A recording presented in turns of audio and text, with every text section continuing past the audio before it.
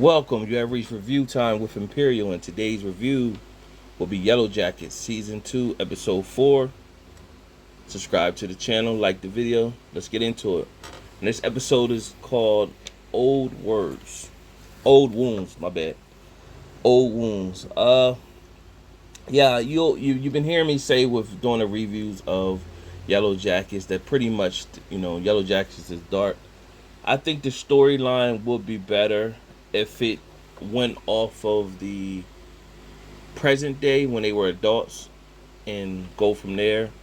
But they keep going back to the storyline with the past, everything that happened on the island. So it's trying to tie everything together. But just like the show Lost, you can get lost. And I don't know if they don't push the story forward. I don't know where they're going with it right now. So I don't know if this will make it to a season 3, the rate they're going or whatever. So nevertheless, let's get into the story, the episode. So you got Taissa's split personality led her to a tree. Vanessa's concerned and she asks Taissa to meet with Lottie. The adult version of Taissa is being led to an area as well. So we've seen in last episode where she pretty much she took her assistant's car. Now this one it shows the cars ran out of gas, so now she's getting out of the car, walking on the highway. So it goes to Jeff asks Shauna about their car being found on the side of the road. And of course, Shauna's like, yeah, it just was found. The tow truck people found it. Where he's looking at, nah, she wouldn't did something. We all know Shauna's a straight killer. Jeff also mentions that the police know about her affair with Adam, and they're questioning. Got a lot of speculation. Of course, they speculate that Jeff will have something to do with it, and it wasn't Shauna. So Natalie went to Lottie's room. And this is the adult version I'm speaking of on the compound. And asking her for keys. Now you remember the woman that Natalie cut, and then Lottie brought the woman there, and she didn't want to cut Natalie back. Instead, she embraced her and forgave her. So they want to go to the market, and Lottie pretty much was like, let her drive because that gives her, part of her growth. And so Natalie took the keys. Now we all know Lottie been going through like the spiritual thing where she's having visions and it's not good for her. And I gotta get that girl's name and if you put in the comments with that girl name, I couldn't find what her name was. But nevertheless, and you'll know who I'm talking about if you're following this series. So you got Misty and Walter. They're taking a ride. They're trying to find a compound that they believe kidnapped Natalie. Misty questions Walter, thinking he's like an Yellowjackets fan that's trying to get close to her, and she's his favorite or whatever. So Walter pretty much tells her, nah, that's not the case. And I just thought that with your great mind, my great mind, we could be a good tandem. Then they arrive at town, and the town that they were in, to get something to eat. I'll come back to that. So Lottie goes to her doctor, find out Lottie's on meds. She's her doctor's out of town, but the step-in doctor, she asks that doctor, can she up her meds? And tells her because she's receiving visions that she shouldn't have, and the visions are not real. The doctor, before she up her meds, she want to find out, like, maybe you need to embrace the visions to find out what they really mean. She pretty much said they don't mean anything and not real. So it goes back to like a young Lottie and Natalie, where the group, remember the big bear that came and sat in front of Lottie and they stabbed the bear. So Natalie has always been a rival to Lottie, pretty much saying, I'm the one that's, me and Travis are the ones that's going out there really hunting for food. What you talking about? Lottie is the one. She not going out there hunting.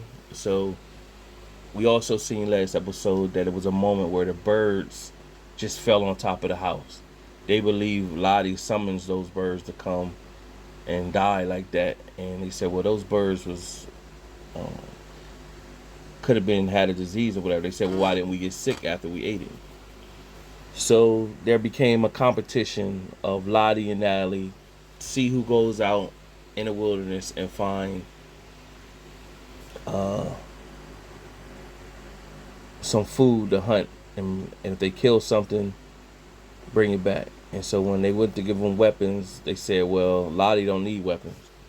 So of course Natalie went out there. She found a moose that was submerged underneath the ice, and so she went back and told the group it's a moose submerged underneath the ice. It looked like the same moose that Natalie seen that rammed the plane that she was in, and so she was like, if we pull this moose out, we'll be having enough food for the next couple months, pretty much until spring. Now, when Lottie was out there, Lottie was found a plane.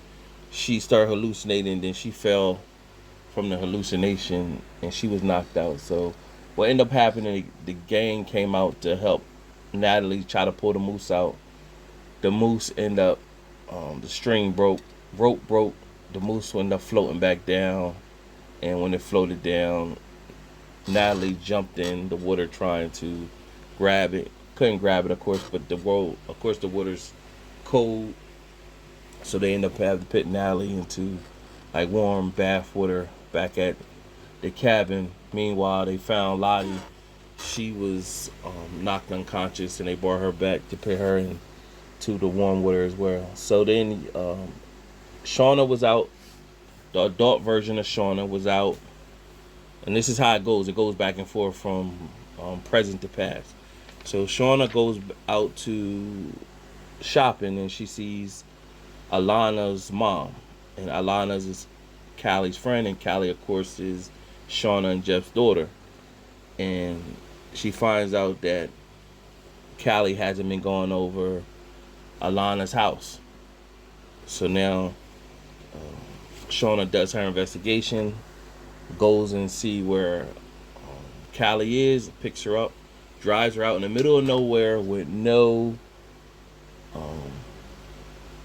service to her phone or everything. So now you thinking, is she going out here to scare to scare Callie, or she going to do something because Shauna's crazy, you know? And pretty much at that moment, Shauna had a heart-to-heart with Callie and pretty much told her no more secrets. She admitted that she killed Adam, and told Callie to promise pretty much that she wouldn't tell anyone. Callie said she promised.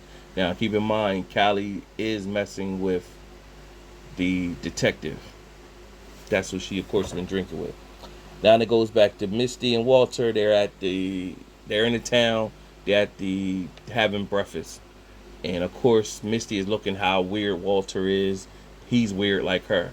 So they asked you find out that Walter's a multi-millionaire.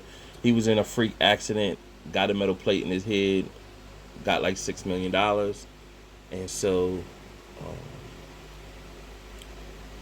Misty asked the waitress pretty much, are you aware of the cult people that wear purple?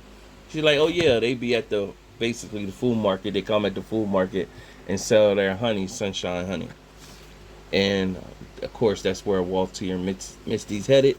They head there, and of course, no one showed up on this particular day. So they know they're in the right vicinity or whatever. Of course, Misty is still calling Taissa and calling Shauna. No one's picking up. And from there, Misty and Walter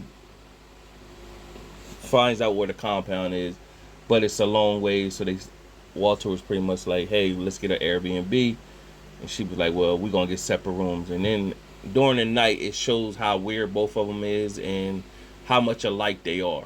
So kind of like they made for each other in a sense.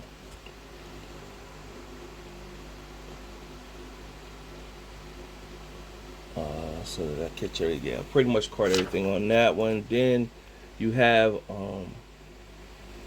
Taissa, of course, why the adult version of her walking on the highway, she sees a truck driver. He knows that she's the senator, that she won. He told her he voted for, and she asked her if she want to ride. She pretty much says yes. She gets in, takes the ride, and the split personality takes her to this small town. And you find out at the end why it took her to a small town. But you also, it goes back to the younger version where why it took her to that tree. The split personality took her to the tree because when Vanessa brought out a map also with the split personality, the young Vanessa rather, pointed out to this tree. When they got there, they find Javi, which is Travis's brother. And Lottie, remember, said that, kept telling Travis, your brother's still alive. I could feel him. Remember, Natalie was like, stop doing that. You gonna mess up his hope. You just making him crazy. Of course, now Lottie, the group gonna look at it's something to Lottie's spirituality that she was saying the whole time he was alive, and nobody, especially Natalie, didn't believe her. So they find Javi, bring him back. He looks distorted. You don't know what he's been through out there. So they was chanting Lottie on, but Vanessa made a point to say it was Taissa who actually found him though. So both of them spiritual, whatever's going on inside of Taissa, that part of her and Lottie spiritual connected to find Javi. Now, Coach Ben's storyline is worthless. I don't even know. I don't know. Maybe they're gonna write him in to do something later on in the season. But his storyline, when they go back and forth, and then while he's at the cabin, his storyline is just worthless. I just thought I'd point that out.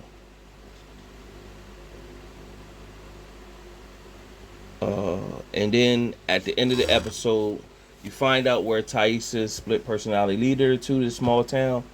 She walks into a store, and boom, the adult version of Vanessa.